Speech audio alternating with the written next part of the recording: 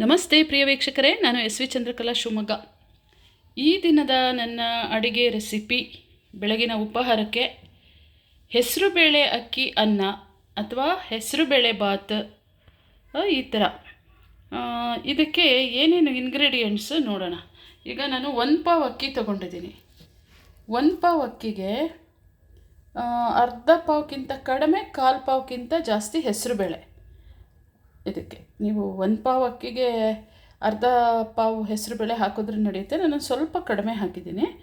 ಆಮೇಲೆ ಅದ್ರ ಜೊತೆ ಹೀಗೆ ಉದ್ದುದ್ದ ಹೆಚ್ಕೊಂಡಿರೋಂಥ ಒಂದು 2 ಈರುಳ್ಳಿ, ಒಂದು ದೊಡ್ಡ ಟೊಮೊಟೊ, ಹಾಗೆ ನಾನು ಇದಕ್ಕೆ ಸೇರ್ಸೋಕ್ಕೆ ಎಣ್ಣೆ ಬೇಕು, ಮತ್ತು ಹಸಿಮೆಣಸಿನ್ಕಾಯಿ ಹಾಕ್ತಿದ್ದೀನಿ, ಕೊತ್ತಂಬರಿ ಸೊಪ್ಪು, ಒಂದು 2 ಎಸಳು ಕರಿಬೇವು, ರುಚಿಗೆ ತಕ್ಕಷ್ಟು ಉಪ್ಪು, ಒಂದು ಸ್ವಲ್ಪ ಸಣ್ಣ ಸ್ಪೂನು ಅರಿಶಿನ, ಹಾಗೆ ಒಂದು ಚಕ್ಕೆ ತುಂಡು, ಒಂದು 4 ಲವಂಗ, ಒಂದು 8 ಕಾಳುಮೆಣಸು.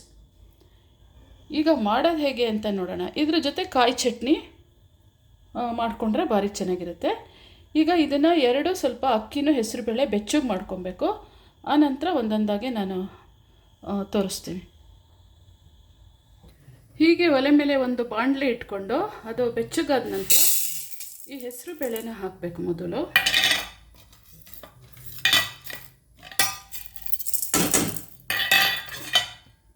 ತುಂಬ ಏನು ಹುರ್ಕೊಳ್ಳೋದಿಲ್ಲ, ಇದು ಒಂದು ಸ್ವಲ್ಪ ಗಮ್ಮನ್ನಷ್ಟು ಹುರ್ಕೊಂಡ್ರೆ ಹೆಸರುಬೇಳೆ ಬಾತು ತುಂಬ ರುಚಿಯಾಗುತ್ತೆ. ಹೀಗೆ ಇದ್ರ ಜೊತೆ ನಾನು ಏನು ಅಕ್ಕಿ ಇದೆಯಲ್ಲ ಇದು ಹಾಕ್ಬಿಡ್ತೀನಿ.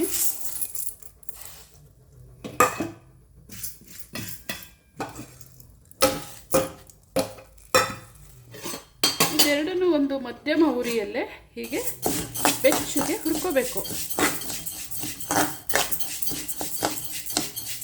ಬೆಚ್ಚಗೆ ಹುರ್ಕೊಂಡು ಚೆನ್ನಾಗಿ ತೊಳೆದಿಟ್ಕೊಬೇಕು. ಇದೆಲ್ಲ ಕ್ಲೀನ್ಡ್ ಹೆಸರುಬೇಳೆ ಅಕ್ಕಿ ಆಗಿರೋದ್ರಿಂದ 1-2 ಸಲ ತೊಳೆದು ನೀರು ಚೆಲ್ಕೊಂಡು ಆಮೇಲೆ ಒಗ್ಗರಣೆ ಹಾಕ್ಕೊಳ್ತದೆ. ಸಾಕು, ತುಂಬ ಏನು ಹುರಿಯೋದು ಬೇಡ, ಇಷ್ಟ ಆದರೆ ಸಾಕು. ಈಗ ನೋಡಿ, ಈ ಥರ ಒಂದು ಸಣ್ಣ ಕುಕ್ಕರು, ಇದು ಕಡಿಮೆ ಕ್ವಾಂಟಿಟಿ ಇರೋದ್ರಿಂದ ಸಣ್ಣ ಕುಕ್ಕರ್ ಸಾಕು. ಇದು ಕಾಯ್ತಿದ್ದಂಗೆ ಎಣ್ಣೆ ಹಾಕಬೇಕು. ನಾನು ತೋರಿಸಿರುವಂಥ ಈ ಎಣ್ಣೆ ಏನಿದೆ, ಸ್ವಲ್ಪ ಇಷ್ಟು ಎಣ್ಣೆ ಬೇಕು.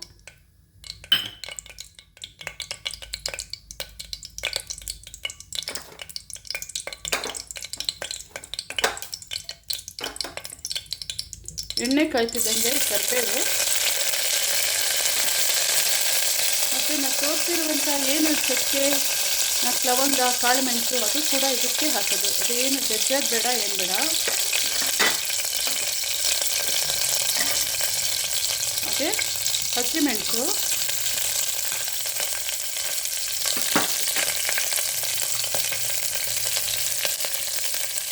ಮತ್ತು ಈರುಳ್ಳಿ.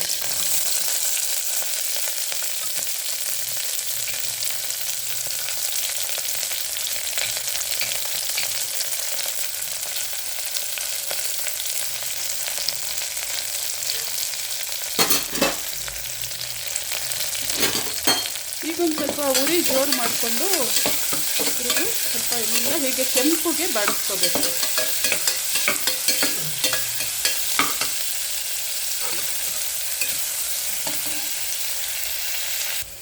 ನೋಡಿ, ಈಗ ಈರುಳ್ಳಿ ಇದು ನಾನು ಹಾಕಿದ್ದಿದೆಲ್ಲ ಚೆನ್ನಾಗಿ ಕಾಯ್ತು.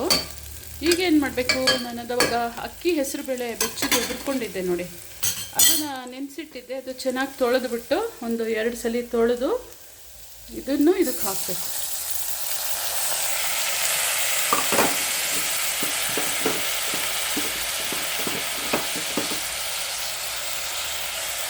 ಹಾಕ್ಬಿಟ್ಟು ಇದರಲ್ಲೇ 1 ನಿಮಿಷ ಇದೆಲ್ಲ ಹೀಗೆ ಮಾಡ್ಕೋಬೇಕು. ನೀರಿನ ಅಂಶ ಒಂದು ಸ್ವಲ್ಪ ಹೋಗಿ ಇದರಲ್ಲಿ ಸ್ವಲ್ಪ ಒಂದು ನಿಮಿಷ ಅಷ್ಟೇ ಹೀಗೆ ಹುರ್ಕೊಳ್ಳೋವಂಥದ್ದು. ಆಮೇಲೆ ಅರಿಶಿನ ಹಾಕ್ತೀನಿ, ಟೊಮೊಟೊ ಹಾಕ್ತೀನಿ. ಇದಕ್ಕೆ ಬೇಕಾದರೆ ಒಂದು ಅರ್ಧ ಹುಳಿ ಲಿಂಬೆಹಣ್ಣು ಹಿಂಡ್ಕೊಬೋದು, ಚೆನ್ನಾಗಾಗುತ್ತೆ. ಲಿಂಬೆಹಣ್ಣು ಸ್ವಲ್ಪ ಹುಳಿ ಇರಲಿ ಅನ್ನೋರು ಮಾಡ್ಕೋಬೋದು. ಇದು ನಮ್ಮ ಟೊಮೊಟೊ ಹುಳಿ ಇರೋದ್ರಿಂದ ನಾನು ಲಿಂಬೆಹಣ್ಣು ಹಾಕಿಲ್ಲ. ಸಿಹಿ ಟೊಮೊಟೊ ಇದ್ದಾಗ ಲಿಂಬೆಹಣ್ಣು ಹಾಕ್ತೀನಿ. ಆಮೇಲೆ ಇಲ್ಲಿ ನೋಡಿ, ಹೀಗೆ ಕರಿಬೇವು ಕೂಡ ಎಲ್ಲ ಒಟ್ಟಿಗೆ ಹಾಕೋದು. ಕುಕ್ಕರ್ ಅಲ್ವಾ, ಕುಕ್ಕರ್ ಅಂದ್ರೇ ಹಾಗೆ ಎಲ್ಲ ಒಟ್ಟಿಗೆ ಹಾಕ್ಬಿಟ್ಟು ನೀರು ಹಾಕಿ ಬೇಯಕ್ಕಿಡೋದು. ನೋಡಿ ಈಗ ಇಷ್ಟು ಉಪ್ಪು ಬೇಕಿದಕ್ಕೆ.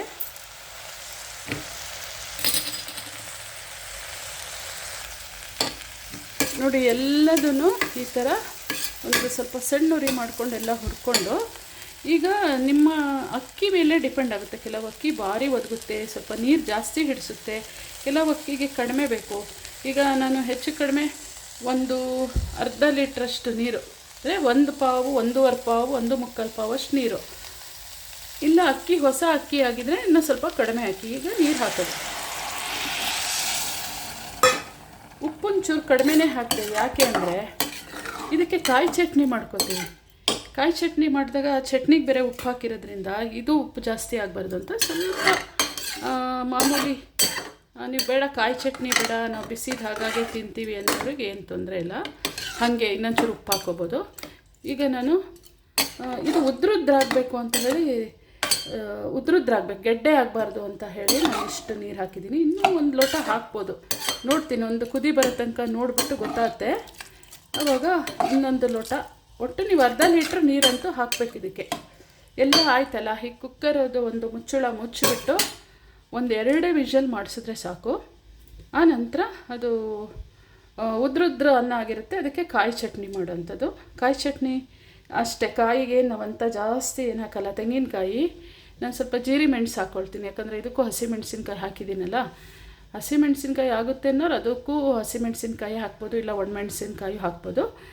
ಒಂಚೂರು ಹುಣಸೆ ಹಣ್ಣು, ಒಂಚೂರು ಉಪ್ಪು, ಅಷ್ಟೇ ಕಾಯಿ ಚಟ್ನಿ ಮಾಡೋದು.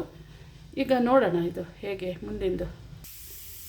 ಈಗ ನಾನು ಈ ಹೆಸರುಬೇಳೆ ಅನ್ನಕ್ಕೆ ಒಂದು ಕಾಯಿ ಚಟ್ನಿ ಮಾಡ್ಕೊತೀನಿ. ಮೊಸರು ಬಜ್ಜಿನೂ ಮಾಡ್ಕೋಬೋದು, ಆದರೆ ನಮಗೆ ಕಾಯಿ ಚಟ್ನಿ ಇಷ್ಟ ಆಗುತ್ತೆ. ಅದಕ್ಕೆ ಬರೀ ತೆಂಗಿನಕಾಯಿ, ಒಂದು ಇಷ್ಟು ಜೀರಿಗೆ ಮೆಣಸು ಅಂತ, ಇದು ಜೀರಿಗೆ ಮೆಣಸು, ಭತ್ತ ಮೆಣಸು, ಲವಂಗ ಮೆಣಸು ಅಂತಾರಲ್ಲ, ಇದು ತುಂಬ, ಇದು ಸ್ವಲ್ಪ ಖಾರ ಇದ್ದರೂ ತಂಪು ಹೊಟ್ಟೆಗೆ, ಇದು ಏನೂ ಎಫೆಕ್ಟ್ ಆಗೋಲ್ಲ.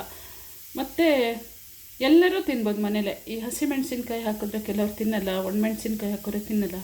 ಇದಾದರೆ ಚಟ್ನಿ ಹಾಗೆ ಬಿಳಿಗಿರುತ್ತೆ, ಎಲ್ಲರೂ ತಿಂತಾರೆ. ಮತ್ತು ಒಂದು ಚೂರು ಹುಣಸೆ ಹಣ್ಣು ಹಾಕಿದ್ದೀನಿ, ಚೂರು ಹರಳುಪ್ಪು.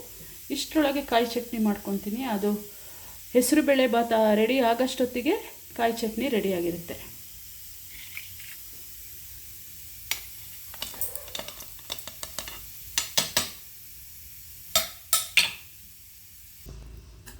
ಕಾಯಿ ಚಟ್ನಿ ರೆಡಿ ಆಯಿತು. ಹೆಸರುಬೇಳೆ ಅನ್ನ ತುಂಬ ಚೆನ್ನಾಗಿ ರೆಡಿ ಆಯಿತು. ಜಾಸ್ತಿ ಕರೆಕ್ಟಾಗಿ ಉದ್ರುದ್ರು ಕರೆಕ್ಟ್ ಇದೆ, ಮತ್ತು ಮುದ್ದೆನೂ ಆಗದಿರೋ ಹಾಗೆ. ಅದು ಅಕ್ಕಿಗೆ ತಕ್ಕಂಗೆ ನಾವು ನೀರು ಹಾಕಿದ್ರೆ ಎಲ್ಲ ಚೆನ್ನಾಗಿ ಆಗುತ್ತೆ. ಈಗ ಇದನ್ನು ಸರ್ವ್ ಮಾಡೋಂಥ ಸಮಯ ಕಾಯಿ ಚಟ್ನಿ ಜೊತೆಗೆ. ನೋಡಿ ಪ್ರಿಯ ವೀಕ್ಷಕರೇ, ದಿನನಿತ್ಯ ನಾವು ನಾನಾ ಥರ ಒಂದೇ ಥರ ಮಾಡೋ ತಿನ್ನೋಕ್ಕಾಗಲ್ಲ. ನಮಗೆ ಆಹಾರನೇ ಅಷ್ಟು ಈ ಸೃಷ್ಟಿಯೊಳಗೆ ಸಿಕ್ಕಿಬಿಟ್ಟಿದೆ.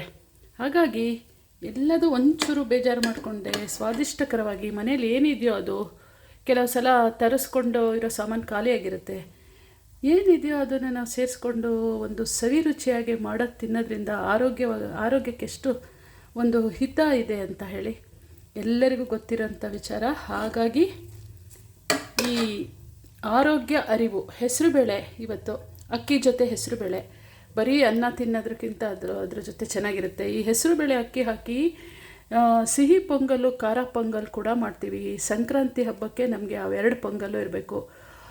ಮತ್ತು ಮಧ್ಯದಲ್ಲೇ ರೇರು ಸಿಹಿ ಪೊಂಗಲ್ ಮಾಡೋದು, ಖಾರ ಪೊಂಗಲ್ ಮಾಡ್ತಿರ್ತೀವಿ. ಅಂಥದ್ದೇನಾದರೂ ನಾನು ಒಂದು ನನಗೆ ಕಾನ್ಫಿಡೆಂಟ್ ಇರಬೇಕು, ಇದು ತುಂಬ ಚೆನ್ನಾಗಿರುತ್ತೆ, ನಮ್ಮ ವೀಕ್ಷಕರು ಮಾಡಿದ್ರು ಕೂಡ ಇದು ಚೆನ್ನಾಗಿ ಬರುತ್ತೆ ಅನ್ನೋಂಥ ನಾನು ಅಡುಗೆ ರೆಸಿಪಿಗಳನ್ನು ಮಾಡಿ ಹಾಕ್ತೀನಿ. ಇಷ್ಟೊತ್ತು ನೀವು ಈ ವಿಡಿಯೋ ನೋಡೋದಕ್ಕೆ ನಿಮಗೆ ಧನ್ಯವಾದಗಳನ್ನು ಹೇಳ್ತಾ, ನಿಮ್ಮ ಅನಿಸಿಕೆ ಅಭಿಪ್ರಾಯವನ್ನು ತಿಳಿಸಿ ಅಂತ. ನೋಡಿ, ಹೆಸರುಬೇಳೆ ಅನ್ನ, ಹೆಸರುಬೇಳೆ ಅಕ್ಕಿ, ಹೆಸರುಬೇಳೆ ಭಾತ್ ಅಥವಾ ಹೆಸರುಬೇಳೆ ಅನ್ನ ಅಂತಲೇ ನಾವು ಹೇಳೋದು ರೆಡಿ ಆಯಿತು.